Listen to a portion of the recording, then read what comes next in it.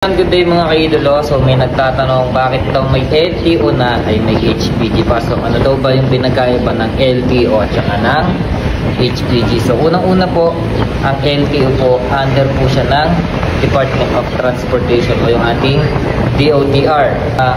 Yun naman pong Highway Patrol Group is under naman po siya ng PNP. So unit po tayo ng PNP and under po tayo ng DILG o yung ating Department of Interior and Local Government.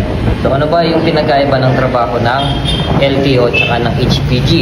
So yung LTO po, focus po siya sa implementation ng RA 4136 and other related laws and regulation. So si HPG naman po, since part po tayo ng Philippine National Police, so na-create po yung HPG kasi ang focus po natin ay yung ating anti-carnapping operations and ganoon na rin po anti-criminality, highway patrolling and support naman din po tayo sa implementation ng RA 4136 and other related laws and regulations. Pero ang main effort po niyan pag-implement ng ating 4136 and other related laws, rules and regulations ay yung ang ating LTO.